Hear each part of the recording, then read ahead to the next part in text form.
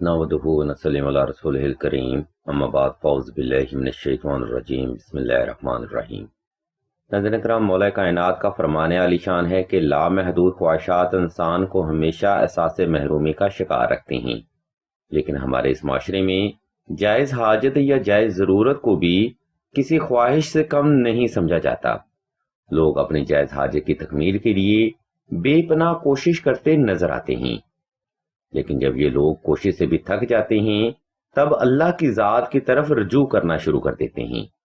ایسے تمام احباب سے میں ایک خاموش گزارش کرتا چلوں کہ جب بھی کوئی کام شروع کریں تو اپنے معاملات کو اللہ کی رضا کے سپرد کرتے ہوئے ہی وہ کام شروع کیا جائے، اور اللہ کو اللہ کے پاک ناموں سے پکارتے ہوئے محنت کریں۔ انشاءاللہ آپ کو آپ کے ہر کام میں اللہ کی غیبی مدد اور نصرت ضرور حاصل ہوگی۔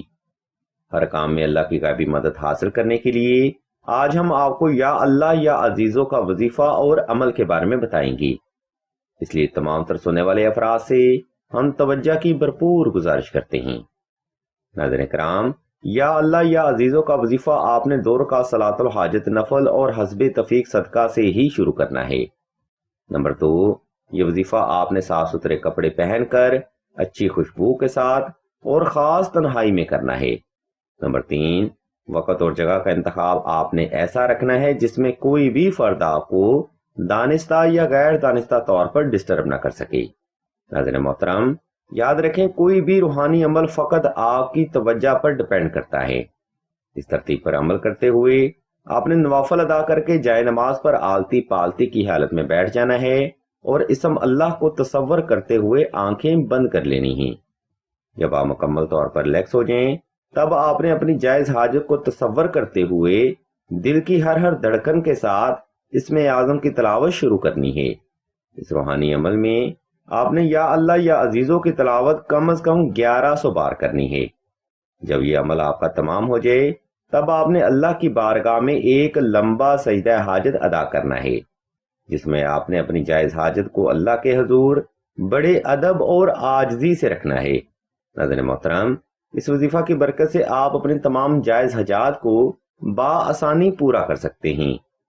بے شک اس قرآن وظیفہ کی برکت سے اللہ کی ذات آپ کو ہر معاملہ میں گرفت اور پکڑ عنایت فرمائیں گی۔ اس ترتیب پر عمل کرتے ہوئے آپ نے یہ روحانی عمل کم از کم 14 سے 21 روز تک لازمی جاری رکھنا ہے۔ محترم سامعین، ویڈیو کے آخری حصہ میں ہم آپ کو بتاتے چلیں کہ سلسلہ اسم اعظم نے دعائے خاص کا روحانی پروگرام بھی شروع کیا ہے۔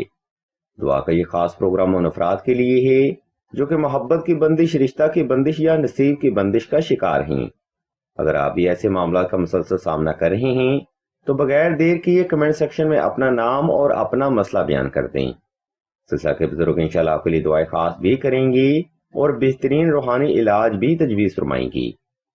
ہم بھی اللہ کے حضور دعا کرتے ہیں کہ تمام مسلمانوں کو اپنے حفظ و ایمان میں رکھیں اور تمام مسلمانوں کی تمام نیک اور جائز حاجات کو صدقہ محمد و آل محمد کی نسبت سے جلد پورا فرمائیں۔